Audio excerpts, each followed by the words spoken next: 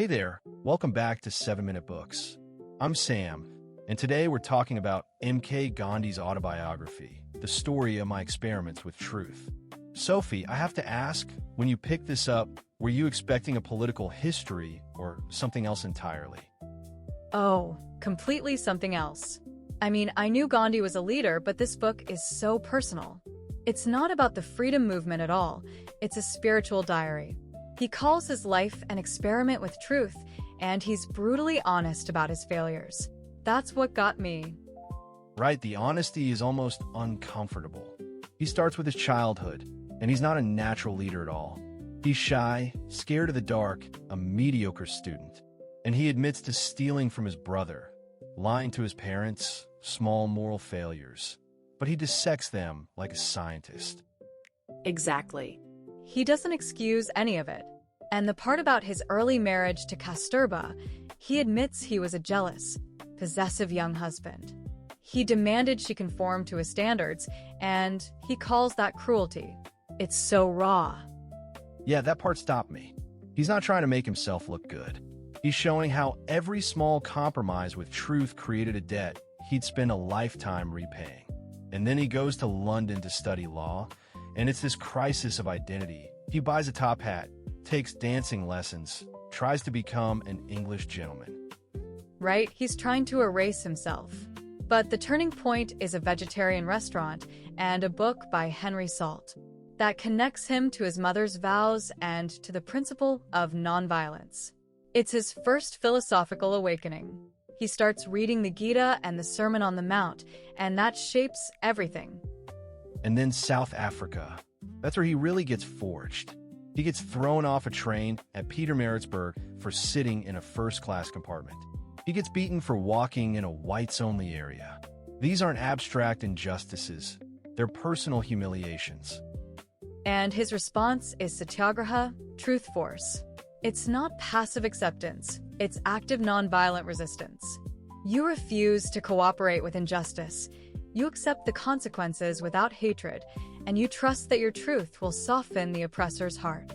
He organizes the Indian community, goes to jail, and prison becomes his university. I love that phrase, prison as university. He starts simplifying his life in there, gives up Western clothes, learns to wash his own things, takes a vow of celibacy to conserve spiritual energy. Every act of renunciation is an act of power for him. But here's what I found really striking. He's also honest about his failures as a father and husband. He admits his devotion to public service often came at the expense of his family.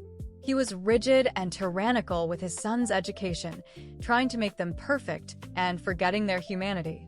He presents that as an experiment that didn't fully succeed. That vulnerability is what makes the book so compelling. He's not a flawless statue. He's a man wrestling with contradictions. And when he returns to India in 1915, he doesn't jump into politics. He spends a year just traveling and listening. Then he takes on local struggles, the farmers in Champaran, the mill workers in Ahmedabad. His method is always the same. Investigate the facts, refuse to compromise on truth, and be willing to suffer. He saw those as moral crusades, not political movements. He believed politics divorced from morality corrupts everyone. And the book culminates with the Jallianwala Bagh massacre, where his response is non-cooperation, boycotting British institutions, spinning his own cloth. The spinning wheel becomes a symbol of self-reliance. And the book stops in 1921, before the Salt March. It's intentionally unfinished. He's not writing a history of events. He's writing a history of his inner life. He ends by saying he has no final conclusions, that he's still learning and failing. It's an invitation to begin your own experiment. That's the takeaway for me. It's not a set of political strategies, it's a way of being. Small, consistent actions. He changed the world by spinning yarn every day, by walking everywhere, by telling the truth in a world of lies. It's humbling because it forces you to look at your own compromises. Yeah, I keep thinking about that line. The most powerful force is a disciplined human soul. It sounds grand, but he shows it through the smallest details. And honestly, if you want to go deeper, the whole library of over 6,000 fiction and nonfiction titles is on the 7-Minute Books app. You can read or listen in any language for $2.99 a month, $9.99 a year, or $19.99 for lifetime access. And that's the thing.